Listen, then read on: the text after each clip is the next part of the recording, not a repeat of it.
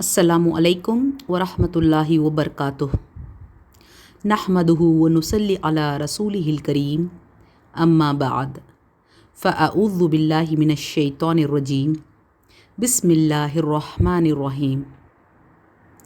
रब्बी ज़िदनी इल्मा, rabbi इश्रह ली सदरी व यस्सिर ली अमरी वहलुल उक़दतम मिन लिसानी यफ़क़हू क़ौली। अल्हम्दुलिल्लाह अल्हम्दुलिल्लाहि रब्बिल आलमीन वस्सलातु वस्सलामु अला रसूलिहिल करीम व सय्यिदिल मुरसलीन व अस्सहबी अजमईन। अल्हम्दुलिल्लाह, हमने पिछले लेक्चर में ये देखा कि किस तरह अल्लाह ताला ने बनी इसराइल को फ़िरऔन और उसकी कौम की सदियों की ग़ुलामी से आज़ाद किया और फ़िरऔन और उसके पूरे के पूरे लश्कर को किस तरह दरिया में गर्क किया और अल्लाह ताला ने उनकी जगह बनी इसराइल जैसी कमज़ोर कौम को ज़मीन का वारिस बना दिया, जिस ज़मीन को अल्लाह ताला ने बरकतों से माला माल किया था। इस तरह अल्लाह ताला ने बनी इसराइल से किया हुआ अपना वादा पूरा किया, क्योंकि उन्होंने सब्र से काम लिया था। आगे बढ़ने से पहले मैं आपको ये बताती चलूँ कि हम बनी इसराइल और उनकी तरफ भेजे गए अंबिया के बारे में इतने तफसीलात इसलिए पढ़ रहे हैं क्योंकि बनी इसराइल यानी यहूद, जूस हमसे पहले की यानी उम्मत मोहम्मदिया से पहले की मुसलमान कौम थी। अल्लाह ताला ने हमसे पहले उम्मत मोहम्मदिया से पहले मुसलमान होने का शर्फ़, एज़ाज़ उनको बख्शा था और उन पर अपने एहसानात और इनामात तमाम किए थे। और उन पर अल्लाह ताला का सबसे बड़ा एहसान ये था कि सारे के सारे तमाम के तमाम अंबिया सिवाय हमारे प्यारे नबी हज़रत मोहम्मद मुस्तफ़ा सल्लल्लाहु अलैहि वसल्लम के उन्हीं की तरफ और उन्हीं की नस्लों में से भेजे गए, उनकी तरबियत और उनकी रहनुमाई के लिए। लेकिन बनी इसराइल की अल्लाह ताला से मुसलसल नाशुक्री और नाफरमानी, अपने नबियों से बदअहदी, एहसान फरामोशी और उनका क़त्ल और अपने दीन और शरीयत के अहकामात से दूरी और अपने शरीयत को थोड़े से दीनवी फ़ायदे के लिए बेच देने की वजह से और बार बार लगातार मौके देने के बावजूद बाज ना आने और ना संभलने की वजह से अल्लाह ताला ने उनको अपने मनसब से, उनको अपनी पोजीशन से माजूल कर दिया, बर्खास्त कर दिया, यानी उनको अपनी पोजीशन से डिसमिस कर दिया और उनकी जगह उम्मत मोहम्मदिया को इस मनसब पर, इस पोजीशन पर अपॉइंट किया गया और उम्मत मोहम्मदिया को उम्मत वसत के मनसब पर फ़ाइज़ किया गया। लिहाजा हमारे लिए बनी इसराइल की तारीख़, उनकी हिस्ट्री और उनके अहवाल व कवायफ को जानना निहायत ही ज़रूरी है कि उनकी क्या क्या सरकशियाँ और उनके क्या क्या गुनाह और ज़्यादतियाँ थीं, जिनकी वजह से अल्लाह ताला ने उनको वो पोजीशन देने के बाद वापस छीन लिया, ताकि हम उससे एहतियात बरतें और चौकन्ना रहें और हम जाने अनजाने में कहीं उनको दोहरा कर अल्लाह ताला के गुस्से और उसके अज़ाब का बाइस ना बन बैठें। बनी इसराइल की तारीख़ पढ़ना और समझना हमारे लिए इसलिए भी ज़रूरी है क्योंकि कुरान हकीम में सबसे ज़्यादा कसरत से अगर किसी कौम का ज़िक्र पाया जाता है तो वो बनी इसराइल का है, और उनकी तरफ भेजे जाने वाले पैगंबरों में अगर किसी का ज़िक्र आता है तो वो हज़रत मूसा अलैहिस्सलाम हैं। तमाम कौमों में से बनी इसराइल को मुंतखब करने की वजह یہ ہے کہ ایک تو وہ پچھلی مسلم امت تھی اور دوسرا یہ کہ دنیا میں صرف یہی ایک قوم ہے جو مسلسل 4000 سال سے تمام اقوام عالم، تمام ریلیجنز آف دا ورلڈ کے سامنے ایک زندہ نمونہ بنی ہوئی ہیں۔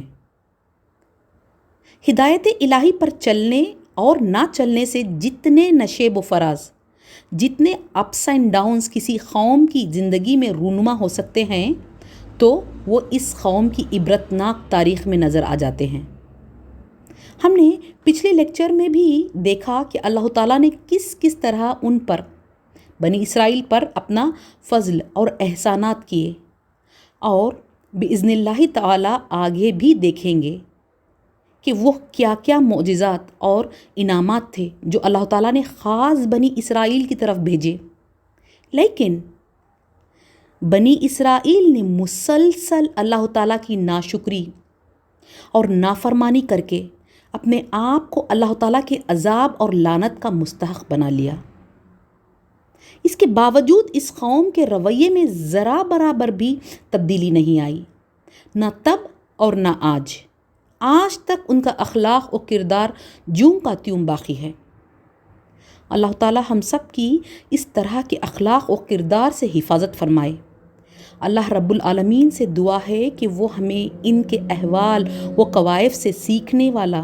اور عبرت حاصل کرنے والا بنائے، ہمیں اس کو پڑھنے، سمجھنے اور اپنے آپ کو صحیح کرنے والا بنائے، ہمیں اپنے آپ کا تجزیہ کرنے والا بنائے۔ ہم اللہ تعالیٰ سے دعا کرتے ہیں کہ وہ ہم کو اپنے دین پر چلنے کی ہدایت دینے کے بعد ہمارے دلوں کو ٹیڑھا نہ کر دے، وہ ہمیں سیدھا راستہ دکھائے اور سیدھا راستے پر چلائے جس پر اللہ تعالیٰ نے انبیاء کرام، صدیقین، شہداء اور صالحین کو چلایا، اور ہمیں اپنے پاس سے رحمت عطا کرے، اور بے شک اللہ تعالیٰ ہی رحمت عطا کرنے والا ہے۔ ربنا لا تزغ قلوبنا بعد اذ ہدیتنا وہب لنا من لدنک رحمہ انک انت الوہاب، آمین یا رب العالمین۔ ہم نے پچھلے لیکچر میں دیکھا کہ حضرت موسیٰ علیہ السلام بحکم الہی بنی اسرائیل کو راتوں رات مصر سے نکال لے جاتے ہیں اور معجزانہ طور پر بحر احمر، ریڈ سی پار کرتے ہیں۔ کہا جاتا ہے کہ یہ مقام جہاں سے موسیٰ علیہ السلام ریڈ سی کراس کرتے ہیں وہ سوئس کینال اور اسماعیلیہ کے درمیان کوئی مقام تھا۔ یہاں سے نکل کر یہ جزیرے نمائے سینا کے ساؤتھ میں وادی تیہ میں ٹھہرے۔ لیکن جب بنی اسرائیل ابھی راستے میں ہی تھے، یعنی وہ بحر احمر سے وادی تیہ کی اور جا رہے تھے، تو راستے میں انہوں نے مصریوں کے بت خانے دیکھے، اور ان کا گزر ایک ایسی قوم سے ہوا جو بتوں اور دیوی دیوتاؤں کو پوج رہے تھے۔ تو بنی اسرائیل نے موسیٰ علیہ السلام سے ایک مطالبہ، ایک ڈیمانڈ کیا جو سورہ اعراف میں آتا ہے، بنی اسرائیل کو ہم نے سمندر سے گزار دیا، پھر وہ چلے اور راستے میں ایک ایسی قوم پر ان کا گزر ہوا جو اپنے چند بتوں کو پوج رہی تھی، تو کہنے لگے، اے موسیٰ، ہمارے لیے بھی کوئی ایسا معبود بنا دے جیسے ان لوگوں کے معبود ہیں۔ یہ تھے بنی اسرائیل اور ان کی سوچ، اس قوم کی مینٹالٹی۔ ابھی اللہ تعالیٰ نے انہیں آزادی دی تھی، اور جب وہ مصر میں تھے تو انہوں نے لاتعداد معجزے دیکھے تھے جو اللہ تعالیٰ نے موسیٰ علیہ السلام کو دیے تھے۔ 9 آیات بینات کے بارے میں ہم نے پڑھا تھا، 9 واضح نشانیاں۔ وہ اور ان کی آنکھیں گواہ تھیں ان معجزات کی، اور اگر وہ بھول بھی گئے تھے تو ابھی اللہ تعالیٰ نے ان کے لیے دریا کو پھاڑ کر راستہ بنایا تھا، اور ان کے دشمن کو ان کے نظروں کے سامنے تہس نہس کیا تھا، اور وہ اتنی جلد اللہ تعالیٰ کے احسانات کو بھول گئے۔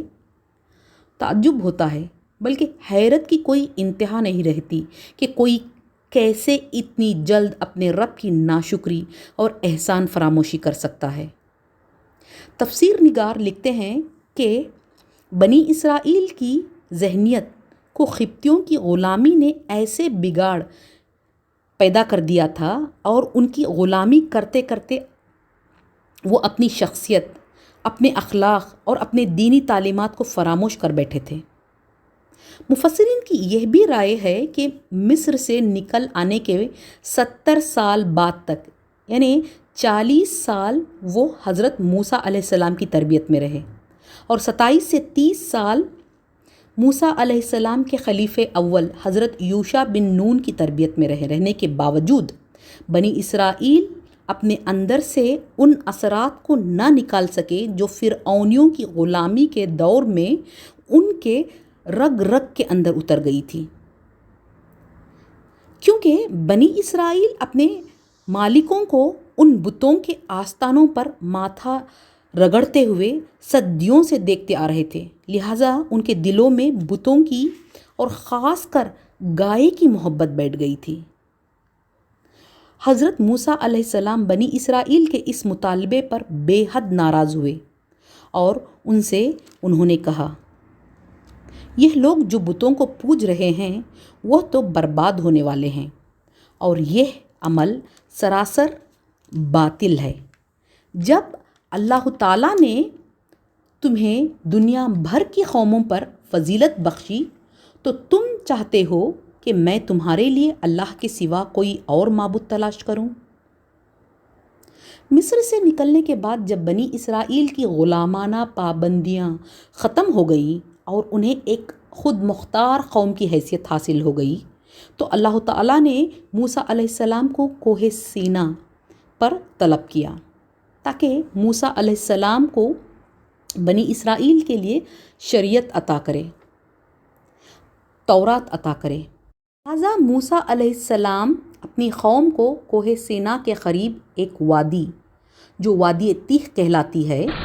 اس میں حضرت ہارون علیہ السلام کی سرپرستی میں چھوڑ گئے۔ حضرت ہارون علیہ السلام اگرچہ کہ حضرت موسیٰ علیہ السلام سے عمر میں بڑے تھے لیکن کار نبوت میں حضرت موسیٰ علیہ السلام کے ماتحت اور ان کے مددگار تھے، اور حضرت یوشع بن نون جن کا ذکر جو ابھی ابھی گزرا وہ قبطی نسل سے تھے اور انہوں نے حضرت موسیٰ علیہ السلام کی دعوت پر ایمان لایا تھا اور آگے چل کر حضرت یوشع موسیٰ علیہ السلام کے خلیفہ بھی بنے۔ جب موسیٰ علیہ السلام کوہ سینا پر اپنے رب سے ملاقات کے لیے پہنچے تو اپنے رب سے اپنی خواہش کا اظہار کیا اور وہ مشہور واقعہ پیش آیا، پہاڑ کے اللہ تعالیٰ کی تجلی سے ریزہ ریزہ ہونے کا۔ واقعہ یہ تھا کہ موسیٰ علیہ السلام نے اللہ تعالیٰ سے اپنی خواہش ظاہر کی اور اللہ تعالیٰ سے التجا کی کہ یا رب میں تیرے دیدار کرنا چاہتا ہوں، میں تجھے دیکھنا چاہتا ہوں۔ اس پر اللہ تعالیٰ نے فرمایا کہ تو ہرگز مجھے نہیں دیکھ سکتا، کیونکہ اللہ تعالیٰ نے اس دنیا میں کسی کو اسے دیکھنے کی طاقت عطا نہیں کی ہے۔ اور پھر اللہ تعالیٰ نے موسیٰ علیہ السلام سے کہا کہ وہ آگے کی پہاڑ کی طرف دیکھیں، اگر وہ پہاڑ اللہ تعالیٰ کی تجلی برداشت کر سکے گا اور اگر وہ پہاڑ اپنی جگہ قائم رہ جائے تو موسیٰ علیہ السلام بھی اللہ تعالیٰ کے دیدار کر سکتے ہیں، ورنہ نہیں۔ چنانچہ اللہ تعالیٰ نے جب پہاڑ پر تجلی کی تو وہ ریزہ ریزہ ہو گیا اور اس دوران موسیٰ علیہ السلام غش کھا کر گر پڑے، اور پھر جب آپ کو ہوش آیا تو بولے، پاک ہے تیری ذات، میں تیرے حضور توبہ کرتا ہوں اور سب سے پہلے ایمان لانے والا میں ہوں۔ جو ہمارے یہاں یہ بات مشہور کر دی گئی ہے کہ موسیٰ علیہ السلام نے اللہ تعالیٰ کو دیکھا تھا، وہ غلط ہے، کیونکہ اللہ تعالیٰ نے دنیا میں کسی کو اس کو دیکھنے کی طاقت عطا نہیں کی ہے۔ ہاں یہ ضرور ہے کہ آپ نے اللہ تعالیٰ سے کلام کیا تھا، بات کی تھی، اسی لیے آپ کا لقب کلیم اللہ ہے۔ اس کے بعد اللہ تعالیٰ آپ کو زندگی کے ہر شعبے کے متعلق واضح ہدایت تختیوں پر لکھ کر دی اور آپ سے کہا، ان ہدایات کو مضبوط ہاتھوں سے سنبھال اور اپنی قوم کو حکم دے کہ ان کے بہترین مفہوم کی پیروی کریں۔ عنقریب میں تمہیں فاسقوں کے گھر دکھاؤں گا۔ میں اپنی نشانیوں سے ان لوگوں کی نگاہیں پھیر دوں گا جو بغیر کسی حق کے زمین میں بڑے بنتے ہیں۔ وہ خواہ کوئی نشانی دیکھ لیں کبھی اس پر ایمان نہ لائیں گے۔ اگر سیدھا راستہ ان کے سامنے آئے تو اسے اختیار نہ کریں گے، اور اگر ٹیڑھا راستہ نظر آئے تو اس پر چل پڑیں گے، اس لیے کہ انہوں نے ہماری نشانیوں کو جھٹلایا اور ان سے بے پرواہی کرتے رہے۔ ہماری نشانیوں کو جس کسی نے جھٹلایا اور آخرت کی پیشی کا انکار کیا، اس کے سارے اعمال ضائع ہو گئے۔ کیا لوگ اس کے سوا کچھ اور جزا پا سکتے ہیں کہ جیسا کریں ویسا بھریں؟ یہ ساری ہدایت گائیڈ لائنز اللہ تعالیٰ نے موسیٰ علیہ السلام کو تورات کے ساتھ دی، اور پھر موسیٰ علیہ السلام کو اللہ تعالیٰ نے یہ بھی خبر دی کہ ان کے پیٹھ پیچھے اس وادی میں ان کی قوم کیا کر رہی تھی، ان کی قوم کیا گل کھلا رہی تھی۔ جب موسیٰ علیہ السلام تورات لینے ادھر آئے تو ان کی قوم نے ادھر اپنے سارے زیورات اکٹھا کر کے ان زیورات سے ایک بچھڑا، ایک کاف کا اسٹیچو بنا لیا، جس میں سے بیل جیسی آواز بھی نکلتی تھی، اور ان کا سربراہ، ان کا ہیڈ سامری نام کا ایک شخص تھا۔ سامری نے اپنے قوم کے سارے زیورات اکٹھا کیے اور ان سب کو گلا کر گائے کے بچے کا ایک اسٹیچو بنا دیا، اور اس نے بنی اسرائیل کو اس بچھڑے کی عبادت کرنے پر اکسایا تھا، اور لوگ اس کی باتوں میں آ کر اس بچھڑے کو پوجنے لگے۔ اسی لیے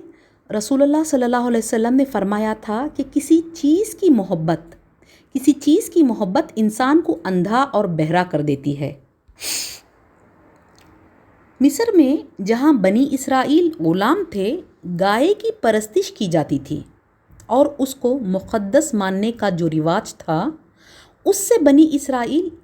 اتنی شدت سے متاثر ہو چکے تھے کہ اللہ تعالیٰ فرماتا ہے کہ وَأُشْرِبُوا فِي قُلُوبِهِمُ الْعِجْلَ، ان کے دلوں میں بچھڑا بس کر رہ گیا تھا، یعنی اس کی محبت ان کے رگ رگ میں سما گئی تھی۔ سب سے زیادہ حیرت کا مقام یہ ہے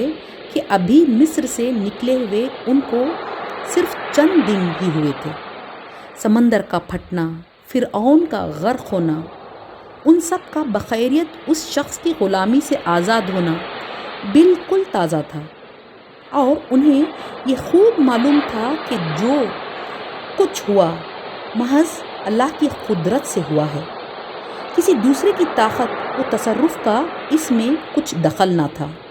مگر اس پر بھی انہوں نے پہلے موسیٰ علیہ السلام سے ایک مصنوعی، ایک آرٹیفیشل خدا طلب کیا، اور پھر آپ کے پیٹھ موڑتے ہی خود ہی ایک مصنوعی خدا کو بنا ڈالا۔ مفسرین لکھتے ہیں کہ بنی اسرائیل کی یہی وہ حرکت ہے جس کی بنا پر بعض انبیاء بنی اسرائیل نے اپنی قوم کو ایک بد کردار عورت سے تشبیہ دی ہے۔ پھر یوں ہوا کہ موسیٰ علیہ السلام غصے اور رنج سے بھرے ہوئے اپنی قوم کے پاس تورات کی تختیاں اٹھاتے ہوئے آئے، اور غصے سے اپنی قوم کی طرف مخاطب ہوئے اور کہا، بہت بری جانشینی کی تم لوگوں نے میرے بعد، کیا تم سے اتنا صبر نہ ہوا کہ اپنے رب کے حکم کا انتظار کر لیں؟ اور تختیاں پھینک دیں اور اپنے بھائی ہارون کے سر کے بال پکڑ کر اسے کھینچا۔ ہارون نے کہا، اے میری ماں کے بیٹے، ان لوگوں نے مجھے دبا لیا اور قریب تھا کہ مجھے مار ڈالتے، پس تو دشمنوں کو مجھ پر ہنسنے کا موقع نہ دے۔ اور اس ظالم گروہ کے ساتھ مجھے شامل نہ کر۔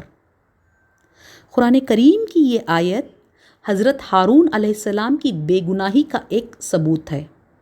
یہ ہارون علیہ السلام کی اس الزام کی براعت ہے جو یہودیوں نے زبردستی حضرت ہارون علیہ السلام کے سر باندھا تھا۔ بائبل میں یہودیوں نے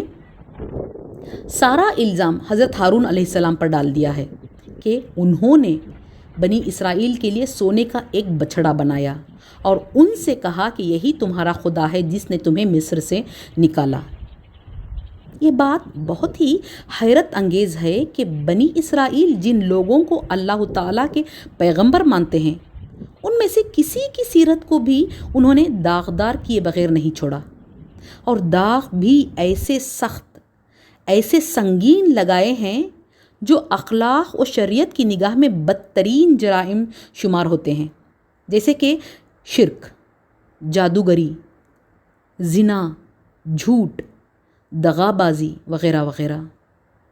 جن کا ارتکاب کرنا ایک پیغمبر تو درکنار، ایک معمولی مومن اور شریف انسان کے لیے بھی سخت شرمناک بات ہے۔ لیکن اگر ہم بنی اسرائیل کی اخلاقی تاریخ پر غور کریں تو معلوم ہوتا ہے کہ در حقیقت اس قوم میں یہ سب کرنا کوئی تعجب کی بات نہیں تھی۔ یہ قوم جب اخلاقی اور مذہبی برائیوں اور گناہوں میں مبتلا ہوئی تو نہ صرف کی عوام بلکہ ان کا خاص طبقہ، حتیٰ کہ علماء بنی اسرائیل اور ان کی دینی منصبداروں کو بھی گمراہیوں اور بد اخلاقیوں کا سیلاب بہا لے گیا، تو ان کے مجرم ضمیر نے ان کی اس حالت کے لیے بہانے تلاشنے شروع کر دیے، اور انہوں نے وہ تمام جرائم، وہ تمام گناہ جو خود کرتے تھے اپنے انبیاء کی طرف منسوب کر ڈالے، یعنی کہ نعوذ باللہ یہ سب گناہ ان کے انبیاء کرتے تھے، تاکہ وہ یہ کہہ سکیں کہ جب نبی تک ان گناہوں سے نہ بچ سکے گا تو بھلا اور کون بچ سکتا ہے۔ جب ہارون علیہ السلام نے موسیٰ علیہ السلام کو ساری صورتحال کی اطلاع دی تو موسیٰ علیہ السلام نے بارگاہ الہی میں اپنے اور اپنے بھائی کے لیے مغفرت طلب کی اور کہا، قال رب اغفر لی ولاخی وادخلنا فی رحمتک وانت ارحم الراحمین۔ اے رب، میرے اور میرے بھائی کو معاف کر اور ہمیں اپنی رحمت میں داخل فرما، تو سب سے بڑھ کر رحیم ہے۔ اللہ تعالیٰ نے فرمایا، جن لوگوں نے بچھڑے کو معبود بنایا وہ ضرور اپنے رب کے غضب میں گرفتار ہو کر رہیں گے اور دنیا کی زندگی میں ذلیل ہو کر رہیں گے۔ جھوٹ گھڑنے والوں کو ہم ایسی ہی سزا دیتے ہیں، اور لوگ برے عمل کریں پھر توبہ کر لیں اور ایمان لے آئیں تو یقیناً اس توبہ و ایمان کے بعد تیرا رب درگزر اور رحم فرمانے والا ہے۔ پھر اس کے بعد موسیٰ علیہ السلام نے اللہ تعالیٰ کے حکم سے اپنی قوم کے 70 آدمیوں کو منتخب کیا اور اپنے ساتھ ان کو کوہ سینا پر لے آئے، بچھڑے کی پوجا کرنے کے جرم کی اللہ تعالیٰ سے معافی مانگنے کے لیے۔ لیکن جب یہ لوگ وہاں پہنچے تو موسیٰ علیہ السلام سے کہنے لگے کہ جب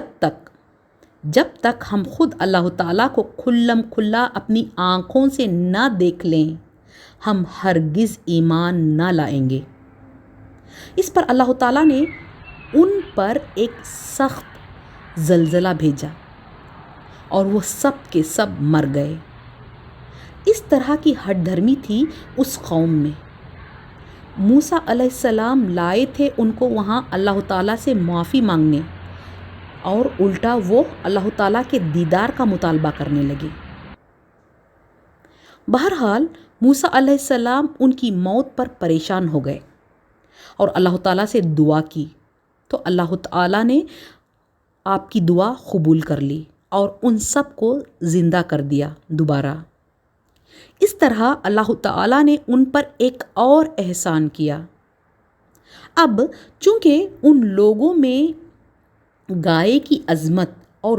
محبت رچ بس گئی تھی اور ان کے دل مرض میں مبتلا ہو گئے تھے، لہٰذا اللہ تعالیٰ نے اس محبت کو دور کرنے کے لیے انہیں حکم دیا کہ وہ ایک گائے ذبح کریں، کیونکہ ان کے ایمان کا امتحان ہی اس طرح ہو سکتا تھا کہ اگر وہ واقعی اب اللہ تعالیٰ کے سوا کسی کو معبود نہیں سمجھتے تو یہ عقیدہ اختیار کرنے سے پہلے جس بت کو معبود سمجھتے رہے تھے اسے اپنے ہاتھوں سے ذبح کریں۔ یہ بنی اسرائیل کے لیے بہت کڑا امتحان تھا۔ بنی اسرائیل کے دلوں میں پوری طرح ایمان اترا ہوا نہ تھا، اس لیے انہوں نے ٹالنے کی کوشش کی اور تفصیلات پوچھنے لگے، گائے کے بارے میں ڈیٹیلز پوچھنے لگے، یہ آزمائش ان پر سے ٹل جائے اور وہ کسی بہانے سے گائے ذبح کرنے سے بچ جائیں۔ لیکن جتنی تفصیلات وہ پوچھتے گئے اتنے ہی وہ اس میں گھرتے چلے گئے۔ پہلے تو انہوں نے کہا، جب موسیٰ علیہ السلام سے ان سے کہا کہ اللہ تعالیٰ چاہتا ہے کہ تم گائے ذبح کرو، تو انہوں نے کہا، اے موسیٰ کیا تو ہم سے مذاق کرتا ہے؟ پھر کہا کہ موسیٰ تم اپنے رب سے دعا دریافت کرو کہ گائے کی عمر کیا ہونی چاہیے۔ جب اس کا جواب ملا تو کہنے لگے کہ اے موسیٰ اپنے رب سے پوچھو کہ اس کا رنگ کیسا ہو۔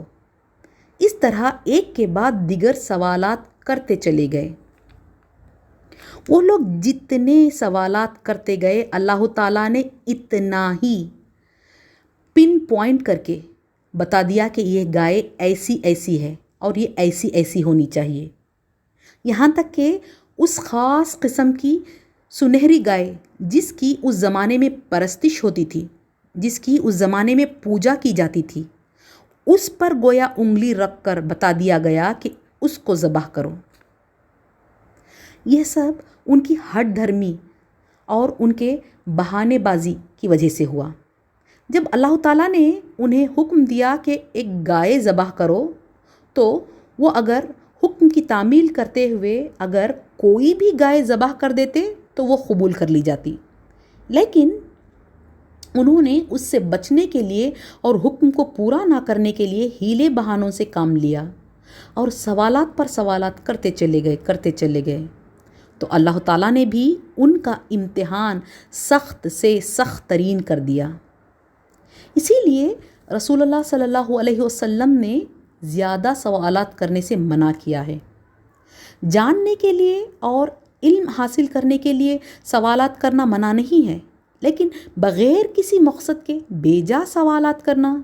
کسی شرعی حکم سے بچنے کے لیے سوالات کرنا اور ہیلے بہانے تلاش کرنے کی غرض سے سوالات کرنا منع ہے۔ غرض اللہ تعالیٰ نے بنی اسرائیل کو بار بار لگاتار ان پر اپنے انعامات اتارتا گیا اور ان کی سرکشیوں اور گناہوں پر ان کو معاف کرتا گیا،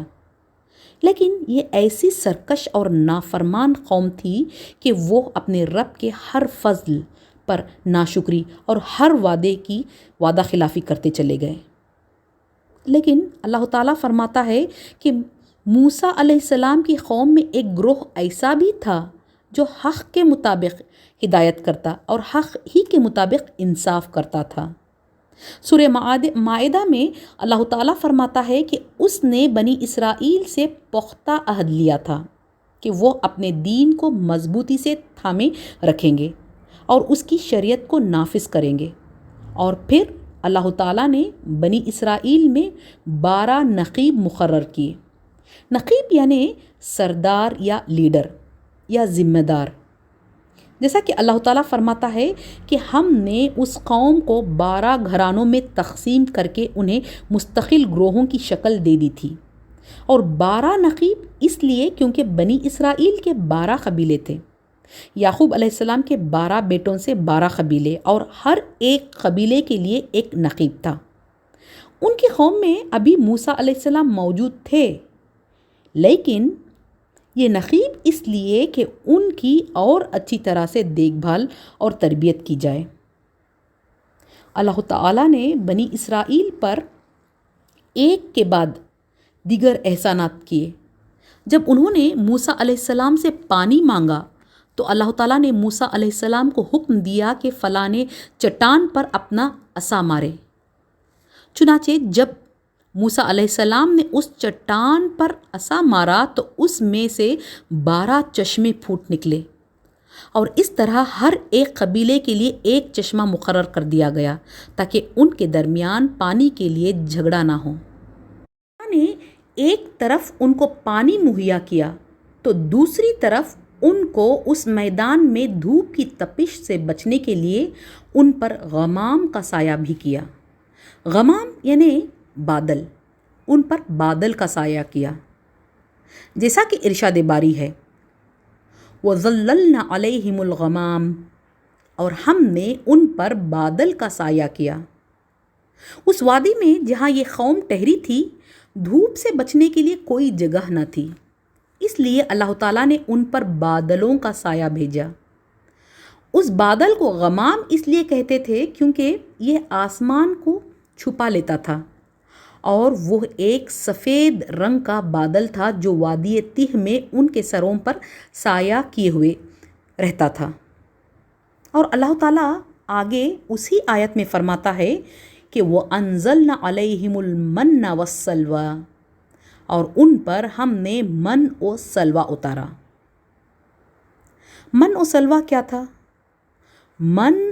اور سلوہ 2 قدرتی غذائیں تھیں جو بنی اسرائیل کو کئی برسوں تک مسلسل ملتی رہیں۔ ایک روایت کے مطابق 40 سال تک ان کو من و سل مسلسل ملتا رہا، اور مفسرین کی رائے میں من جو ان پر اترتا تھا وہ شبنم کی طرح گرتا تھا اور زمین پر جمع ہو جاتا تھا، گوند کی طرح، جو دودھ سے زیادہ سفید اور شہد سے زیادہ میٹھا ہوتا تھا،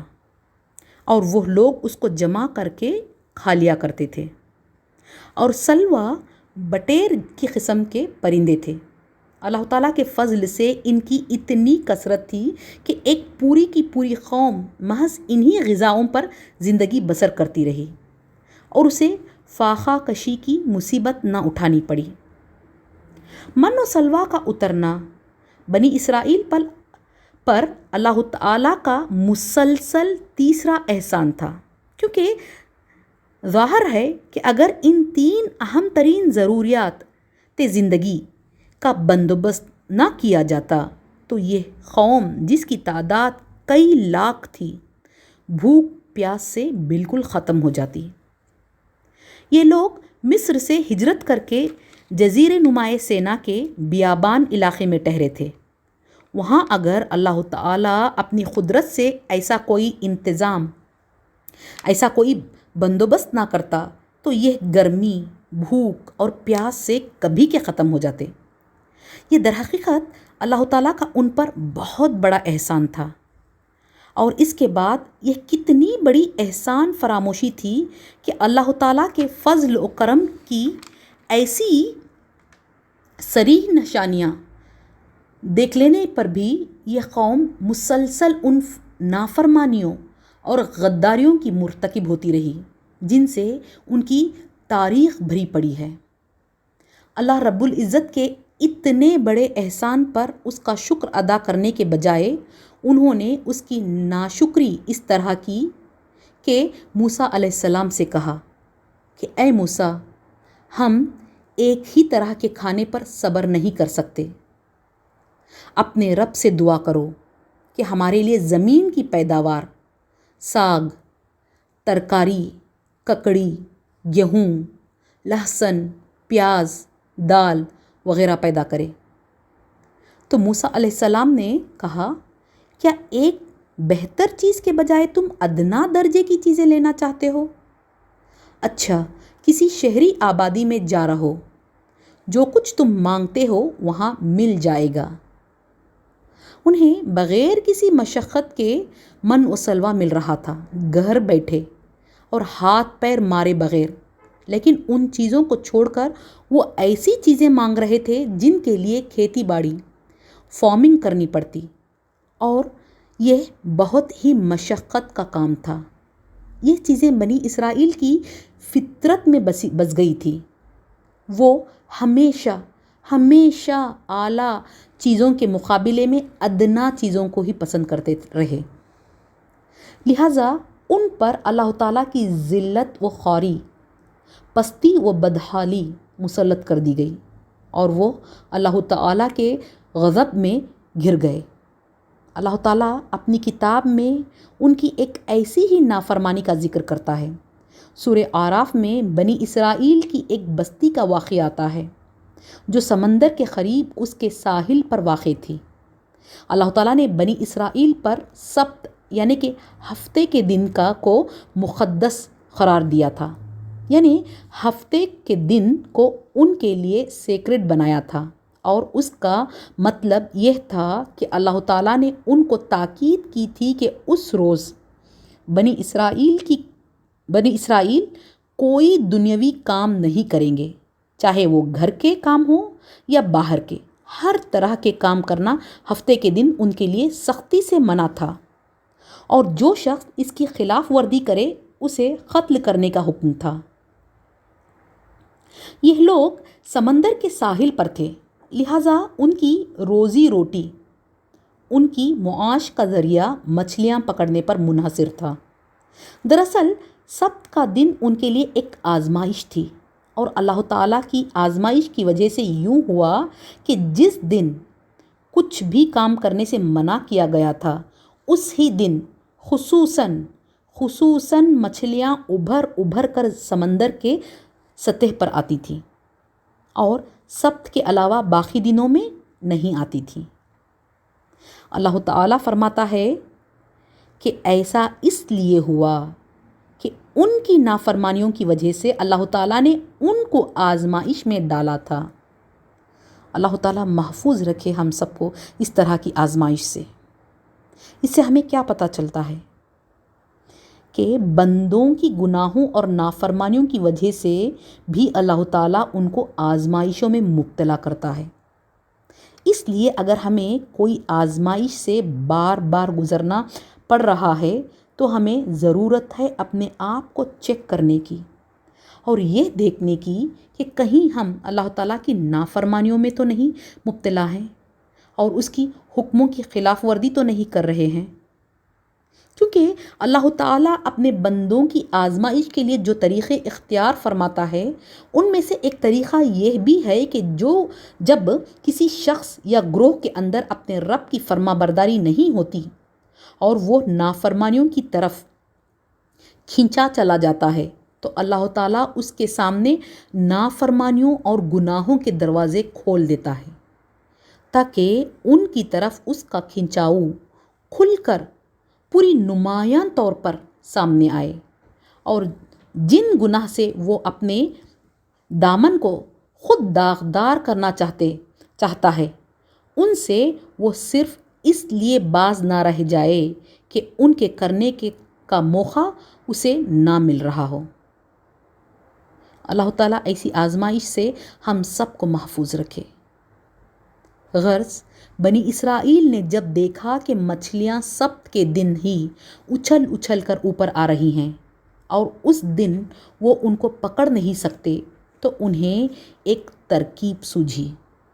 انہوں نے جمعہ کے دن ہی سمندر میں جال بچھا دیا اور سمندر کے ساحل پر گڑھے کھود دیے تاکہ جب سبت کے دن مچھلیاں اوپر آتیں تو وہ یا تو جال میں پھنستی یا پھر ان کے کھودے ہوئے ان گڑھے کھڈوں میں پھنس جاتی، اور وہ اس طرح اتوار کی رات کو جا کر ان کو اٹھا لیتے۔ اور اللہ تعالیٰ فرماتا ہے کہ اس بستی میں 3 طرح کے لوگ تھے۔ ایک گروہ تو وہ جو کھلم کھلا اللہ تعالیٰ کی نافرمانی کرتا اور وہ مجرم تھے، اور ان کا جرم سبت کے دن کی خلاف ورزی تھا، یعنی وہ ہیلے بہانے سے مچھلیاں پکڑتے تھے۔ دوسرا گروہ وہ جو نیک تھا اور وہ اس نافرمانی سے بچے رہے اور انہوں نے سبت کا احترام کیا، لیکن پہلے گروہ کی خلاف ورزی کو خاموشی کے ساتھ بیٹھے دیکھ رہے تھے، اور جو لوگ اس پہلے گروہ کو نصیحت کر رہے تھے ان کو روکتے تھے کہ تم کیوں ان لوگوں کو روکتے ہو جنہیں اللہ تعالیٰ ہلاک کرنے والا ہے۔ اور تیسرا گروہ وہ تھا جو خود بھی نیک تھا اور ان میں ایمان کی غیرت اتنی تھی کہ وہ حدود اللہ کی کھلم کھلا بے حرمتی کو برداشت نہ کر سکتے تھے، اور وہ ان لوگوں کو بدی سے روکتے تھے اور نیکی کا حکم دیتے تھے تاکہ شاید وہ مجرم لوگ ان کی نصیحت سے راہ راست پر آ جائیں، اور اگر وہ راہ راست پر نہ بھی آئیں تب بھی وہ ان کا فرض ادا کر کے اللہ تعالیٰ کے سامنے اپنی براءت کا ثبوت پیش کر سکیں۔ اس صورتحال میں جب اس بستی پر اللہ تعالیٰ کا عذاب آیا تو قرآن حکیم ہمیں بتاتا ہے کہ ان تینوں گروہوں میں سے صرف تیسرا گروہ ہی اللہ تعالیٰ کے عذاب سے بچا لیا گیا، کیونکہ اس ہی گروہ نے اللہ تعالیٰ کے حضور اپنی معذرت پیش کرنے کی فکر کی تھی، اور وہی تھا جس نے اپنی براءت کا ثبوت فراہم کر رکھا تھا۔ باقی دونوں گروہ کا شمار ظالموں میں ہوا، اور وہ اپنے جرم کی حد تک مبتلا عذاب ہوئے۔ اور اللہ تعالیٰ کا ان پر عذاب کیا تھا؟ اللہ تعالیٰ فرماتا ہے فَقُلْنَا لَهُمْ كُونُوا قِرَدَةً خَاسِئِينَ، تو ہم نے ان سے کہا کہ بندر بن جاؤ، ذلیل اور خوار۔ اس طرح سب کی خلاف ورزی کرنے والوں کے ساتھ ساتھ عذاب سب کی خلاف ورزی نہ کرنے والے گروہ پر بھی آیا۔ کیونکہ وہ غلط اور گناہ کے کام کرنے والوں کو روکتے نہ تھے، اور صرف وہی گروہ اللہ کے عذاب سے محفوظ رہا جو خود بھی گناہ سے بچا اور دوسروں کو بھی غلط کام سے روکتا رہا۔ اگر ہم اس سبت والے واقعے پر غور کریں تو اس میں ہمارے لیے کئی عبرتیں، کئی اسباق موجود ہیں۔ پہلا تو یہ کہ جب اللہ تعالیٰ نے کسی چیز سے ہمیں منع کیا ہے تو اس میں ہماری بھلائی کا کوئی نہ کوئی پہلو ضرور پوشیدہ رہتا ہے۔ اللہ تعالیٰ نے یہود کے لیے سبت کا دن مقدس قرار کیا تھا، تو ہم مسلمانوں کے لیے جمعہ کا دن مقدس اور عبادت کے لیے مخصوص کیا ہے۔ اور سورہ جمعہ میں اللہ تعالیٰ نے مسلمانوں کو حکم دیا ہے کہ یا ایھا الذین آمنوا، اے لوگو جو ایمان لائے ہو، اذا نودی للصلاۃ من یوم الجمعہ، جب پکارا جائے نماز کے لیے جمعہ کا دن، فاسعوا الی ذکر اللہ، تو اللہ کے ذکر کی طرف دوڑو، وذروا البیع، اور خرید و فروخت چھوڑ دے، ذالکم خیر لکم ان کنتم تعلمون، یہ تمہارے لیے زیادہ بہتر ہے اگر تم جانو۔ اس آیت میں اللہ تعالیٰ صاف صاف 2 اور 2 4 کی طرح مسلمانوں کو حکم دے رہا ہے کہ جمعہ کا دن صرف اذان سے لے کر نماز پوری ہونے تک اپنی تجارت، اپنا کاروبار اور خرید و فروخت بند رکھو، اور یہ صرف چند گھنٹوں کے لیے ایسا کرنے سے روکا گیا ہے۔ بنی اسرائیل کی طرح پورا دن کوئی بھی کام کرنے سے منع نہیں کیا جا رہا ہے، ان پر پورے دن کی پابندی تھی۔ اور اگلی ہی آیت میں اللہ تعالیٰ فرماتا ہے کہ فَإِذَا قُضِيَتِ الصَّلَاةُ فَانتَشِرُوا فِي الْأَرْضِ، پھر جب نماز پوری ہو جائے تو زمین میں پھیل جاؤ، وَابْتَغُوا مِن فَضْلِ اللَّهِ،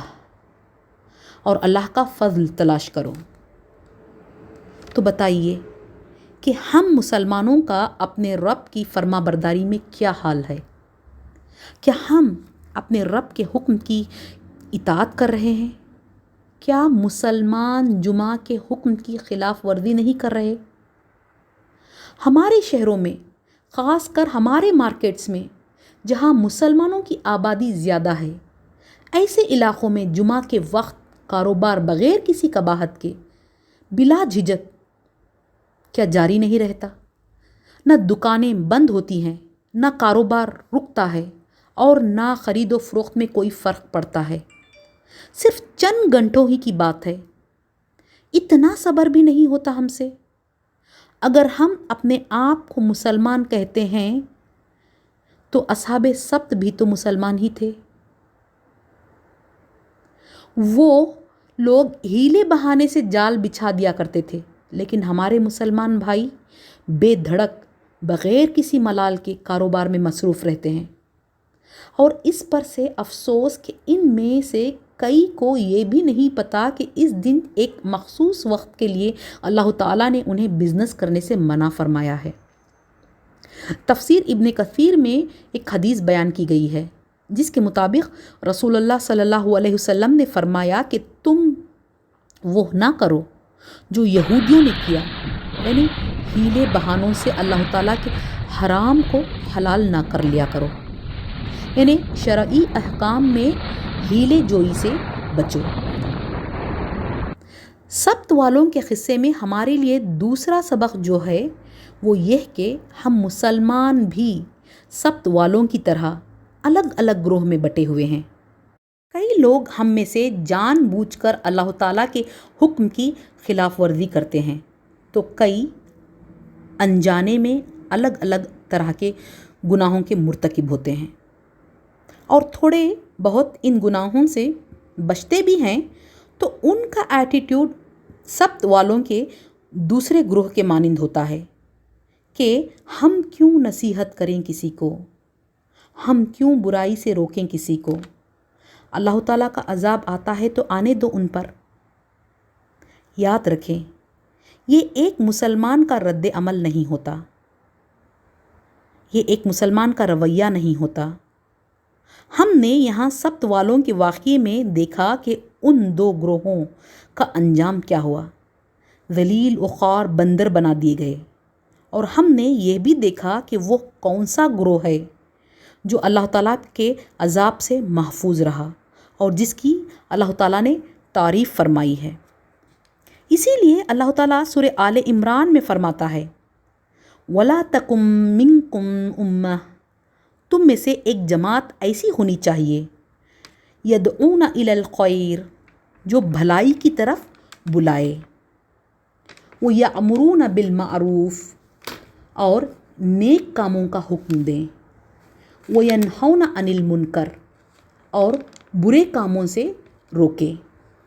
وَأُولَئِكَ هُمُ الْمُفْلِحُونَ، یہی لوگ فلاح اور نجات پانے والے ہیں۔ اس آیت سے ہمیں پتہ چلتا ہے کہ اللہ تعالیٰ ہمیں نہ صرف خود نیک عمل کرنے کا حکم دیتا ہے بلکہ اس بات کی بھی تاکید کرتا ہے کہ ہم دوسروں کو بھی نیکی کی طرف بلائیں، اور نہ صرف برائی سے ہم خود بچیں بلکہ دوسروں کو بھی اس سے بچائیں۔ اور اس دور میں ہم سب کو اس کی شدید ضرورت ہے کہ ہم عمل بالمعروف اور نہی عن المنکر کریں، یعنی نیک کاموں کا حکم دیں اور برائی سے روکیں۔ حدیث میں آتا ہے کہ جب تم کسی کو غلط کام کرتے دیکھو تو اس کو زبردستی ہاتھ سے روکو، اگر تم ایسا نہ کر سکو تو زبان سے اس کو روکو، اور اگر تم ایسا بھی نہ کر سکو تو دل میں جو وہ کام کر رہا ہے اس کو برا سمجھو، اور یہ ایمان کا کم ترین درجہ ہے۔ سورہ مائدہ میں اللہ تعالیٰ بنی اسرائیل کا ایک اور واقعہ بیان کرتا ہے جس میں انہوں نے نافرمانی کے ساتھ ساتھ نہایت بدتمیزی سے بھی پیش آئے تھے، اور پھر وہ کس طرح اللہ تعالیٰ کے غضب کے مستحق ہوئے۔ بنی اسرائیل کی اصل سرزمین فلسطین تھی جو حضرت ابراہیم علیہ السلام، حضرت اسحاق علیہ السلام اور حضرت یعقوب علیہ السلام کا مسکن رہ چکی تھی۔ فلسطین اور بیت المقدس دراصل حضرت یعقوب علیہ السلام کے زمانے میں انہی کے قبضے میں تھے، لیکن جب یعقوب علیہ السلام اپنے اہل و عیال کے ساتھ حضرت یوسف علیہ السلام کے پاس مصر چلے گئے تو یہاں فلسطین پر عمالقہ قوم نے قبضہ کر لیا۔ عمالقہ قوم بڑے قد کے اور مضبوط ہاتھ پیر والے تھے، اور ادھر مصر سے نکلنے کے بعد موسیٰ علیہ السلام میدان تیہ میں ہی تھے، تقریباً 2 سال گزر چکے تھے ان کو وہاں رہتے ہوئے۔ اس لیے اللہ تعالیٰ نے انہیں حکم دیا کہ اپنے ملک فلسطین جا کر اس سے فتح کر لو۔ سورہ مائدہ میں اس کی تفصیلات کچھ اس طرح آتی ہیں۔ یاد کرو، موسیٰ نے اپنے قوم سے کہا تھا کہ اے میری قوم کے لوگو، اللہ کی اس نعمت کو یاد کرو جو اس نے تمہیں عطا کی تھی۔ اس نے تم میں نبی پیدا کیے اور تمہیں بادشاہ بنا دیا اور تمہیں وہ دیا جو تمام عالم میں کسی کو نہ دیا۔ اے میری قوم والو، اس مقدس زمین میں داخل ہو جاؤ جو اللہ تعالیٰ نے تمہارے لیے لکھ دی ہے، پیچھے نہ ہٹو ورنہ پھر نقصان میں پڑ جاؤ گے۔ انہوں نے جواب دیا، اے موسیٰ، وہاں تو بڑے زبردست لوگ رہتے ہیں، ہم وہاں ہرگز نہ جائیں گے جب تک وہ وہاں سے نکل نہ جائیں۔ ہاں، اگر وہ نکل گئے تو ہم داخل ہونے کے لیے تیار ہیں۔ ان میں سے 2 شخص جو ڈرنے والے تھے، جن کو اللہ تعالیٰ نے اپنے نعمت سے نوازا تھا، انہوں نے کہا کہ تم ان کے پاس دروازے میں قدم رکھتے ہی یقیناً تم غالب آ جاؤ گے، اور تم اگر مومن ہو تو اللہ پر بھروسہ کرو۔ لیکن انہوں نے جواب دیا، اے موسیٰ، ہم تو وہاں کبھی نہ جائیں گے جب تک وہ وہاں موجود ہیں، بس تم اور تمہارا رب دونوں جاؤ اور لڑو، ہم یہاں بیٹھے ہیں۔ حضرت موسیٰ علیہ السلام اپنی قوم سے فرماتے ہیں کہ اللہ تعالیٰ فرماتا ہے کہ تم جہاد کرو، اگر تم اپنے ملک جا کر لڑو گے تو یہ اللہ تعالیٰ کا وعدہ ہے کہ وہ تمہیں فتح نصیب کرے گا اور تم ہی دشمن پر غالب آؤ گے۔ اس پر بنی اسرائیل نے منع کر دیا کہ وہ نہیں لڑیں گے، کیونکہ بنی اسرائیل عمالقہ کی بہادری کی شہرت سے مرعوب ہو گئے تھے اور پہلے ہی مرحلے میں ہمت ہار بیٹھے تھے۔ اس پر موسیٰ علیہ السلام کی قوم کے 2 فرد جو صحیح معنوں میں ایماندار تھے، انہوں نے بنی اسرائیل کو سمجھایا کہ دیکھو، تم ہمت تو کرو، تم اس زمین پر قدم تو رکھو، پھر دیکھو اللہ تعالیٰ تمہیں ہی غلبہ عطا کرے گا اور جیت تمہاری ہی ہوگی۔ لیکن بنی اسرائیل تو بنی اسرائیل تھے، انہوں نے حضرت موسیٰ علیہ السلام کے حکم کی کوئی پرواہ نہ کی اور نہ ہی اللہ تعالیٰ کے وعدۂ نصرت پر یقین کیا، اور جہاد کرنے سے صاف صاف انکار کر دیا، اور اس پر مزید یہ کہ بدترین بزدلی، انتہائی بے ادبی اور سرکشی کا مظاہرہ کرتے ہوئے کہا کہ اے موسیٰ، تو اور تیرا رب جا کر لڑو۔ نعوذ باللہ۔ اس سے ہمیں پتہ چلتا ہے کہ وہ قوم نہ صرف سرکش اور نافرمان تھی، بلکہ وہ بزدل، بد اخلاق اور بے ادب بھی تھی۔ جو قوم اس کے نبی کے روبرو اس سے اور اپنے محسن رب سے اس بے ادبی اور بد زبانی سے پیش آئے، اور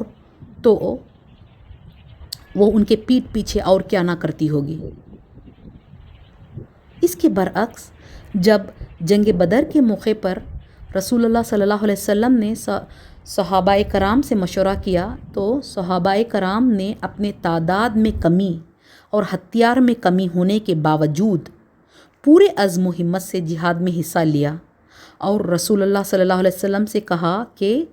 اے اللہ کے رسول، ہم جنگ میں حصہ ضرور لیں گے، اور ہم آپ کو اس طرح نہیں کہیں گے جس طرح قوم موسیٰ نے موسیٰ علیہ السلام سے کہا تھا۔ اس پر رسول اللہ صلی اللہ علیہ وسلم بے انتہا خوش ہوئے۔ غرض اللہ تعالیٰ نے بنی اسرائیل کو ان کی نامردی اور بزدلی کی سزا دی۔ اللہ تعالیٰ نے ان پر ان کی زمین 40 سال کے لیے حرام کر دی، کہا کہ اب تم 40 سال تک فلسطین میں ہرگز قدم نہ رکھ سکو گے۔ لہٰذا یہ لوگ 40 سال تک وادی تیہ میں حیران و پریشان، خانہ بدوشوں کی طرح بھٹکتے رہے۔ اللہ تعالیٰ نے 40 سال کا عرصہ اس لیے مقرر کیا کیونکہ 40 سال میں ایک پوری نسل تبدیل ہو جاتی ہے۔ مفسرین لکھتے ہیں کہ جب ان میں سے 20 سال کے اوپر تک کے سب مرد مر گئے اور ان کی نسل جوان ہو کر اٹھی، تب انہوں نے فلسطین فتح کرنے کا موقع دیا گیا۔ اس دوران وہ سب لوگ مر گئے جو جوانی کی عمر میں مصر سے نکلے تھے، اور اس ہی دوران حضرت موسیٰ علیہ السلام اس دنیا سے انتقال فرما گئے۔ بنی اسرائیل گناہ کرتے تھے، یہ جانتے ہوئے بھی کہ وہ گناہ ہے، مگر اس بھروسے پر اس کا ارتکاب کرتے کہ ہماری تو کسی نہ کسی طرح بخشش ہو ہی جائے گی، کیونکہ ہم انبیاء کرام کی اولاد میں سے ہیں اور اللہ تعالیٰ کے چہیتے ہیں، اور خواہ ہم کچھ بھی کر لیں، بہرحال ایونچولی ہماری مغفرت ہونی ضروری ہے۔ اسی غلط فہمی کا نتیجہ تھا کہ وہ گناہ کرنے کے بعد نہ شرمندہ ہوتے اور نہ توبہ کرتے، بلکہ جب پھر ویسے ہی گناہ کا موقع سامنے آتا تو پھر اس میں مبتلا ہو جاتے تھے، اور وہ کہتے تھے تمسنا النار الا ایاما معدودات، وہ کہتے کہ دوزخ کی آگ ہمیں ہرگز چھونے والی نہیں، الا یہ کہ چند روز کی سزا مل جائے تو مل جائے۔ اللہ تعالیٰ نے ان کو اس کتاب کا وارث بنایا جو ان کو دنیا کا امام بنانے والی تھی، مگر ان کی کم ظرفی اور پست خیالی کی وجہ سے انہوں نے اس عظیم کلام کو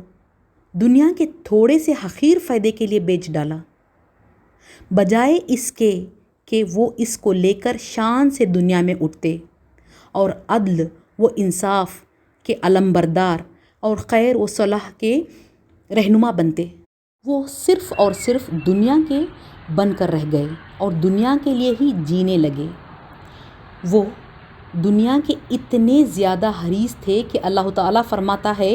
کہ تم انہیں سب سے بڑھ کر جینے کے حریص پاؤ گے،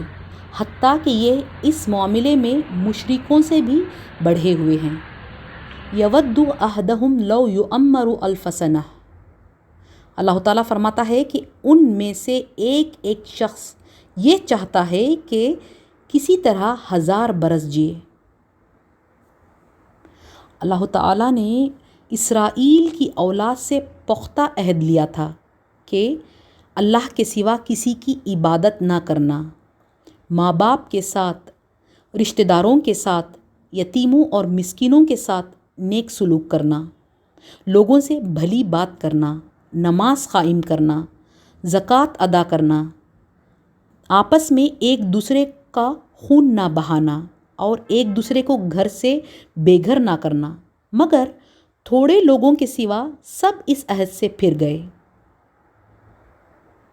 اور اللہ تعالیٰ فرماتا ہے کہ وہ اب تک پھرے ہوئے ہیں، اور وہ آگے فرماتا ہے کہ یہ وہ لوگ ہیں جنہوں نے آخرت بیچ کر دنیا کی زندگی خرید لی ہے۔ کتنی بری چیز انہوں نے خریدی اپنے جانوں کو بیچ کر، کاش انہیں معلوم ہوتا اگر وہ ایمان اور تقوی اختیار کرتے تو اللہ کے ہاں اس کا جو بدلہ ملتا وہ ان کے لیے زیادہ بہتر تھا، کاش انہیں خبر ہوتی۔ لہٰذا انہوں نے آخرت بیچ کر دنیا خرید لی ہے، اب ان کی سزا میں کوئی تخفیف، کوئی کمی نہ ہوگی اور نہ انہیں کوئی مدد ملے گی۔ اور پھر اللہ تعالیٰ سورہ اعراف میں اعلان کرتا ہے کہ تمہارا رب نے اعلان کر دیا ہے کہ وہ قیامت تک برابر ایسے لوگ بنی اسرائیل پر مسلط کرتا رہے گا جو ان کو بدترین عذاب دیں گے۔ اللہ تعالیٰ کی مسلسل نافرمانی کے انجام میں بنی اسرائیل پر اللہ تعالیٰ نے ان پر قیامت تک کے لیے ذلت و رسوائی ڈال دی۔ اللہ تعالیٰ نے یہود کو اطلاع کر دی کہ ان کی اس سخت نافرمانی اور بار بار کی بغاوت اور ہر موقع پر نافرمانی، رب سے سرکشی اور اس کے حرام کردہ چیزوں کو ہیلے بہانے سے حلال بنا لینے کا بدلہ یہ ہے کہ قیامت تک تم لوگ دبے رہو گے، ذلت میں رہو گے اور لوگ تمہیں پست کرتے چلے جائیں گے۔ ساری انسانی تاریخ گواہ ہے کہ ہر دور میں، ہر زمانے میں وہ ذلیل اور حقیر رہے اور ان کو پستی سے ابھرنے کا کوئی موقع نہ ملا۔ انشاءاللہ ہم آئندہ لیکچرز میں بھی ڈیٹیلز میں جانیں گے کہ امت مسلمہ کے منصب سے معزول کیے جانے کے بعد اس قوم پر اللہ تعالیٰ نے ذلت اور رسوائی کس طرح بھیجی اور کیسے کیسے ظالم اور جابر حکمران ان پر مسلط کیے۔ بإذن اللہ تعالی وآخر الدعوانا ان الحمد للہ رب العالمین۔ سبحانک اللہم وبحمدک نشہد ان لا الہ الا انت نستغفرک ونتوب الیک۔ السلام علیکم ورحمۃ اللہ وبرکاتہ۔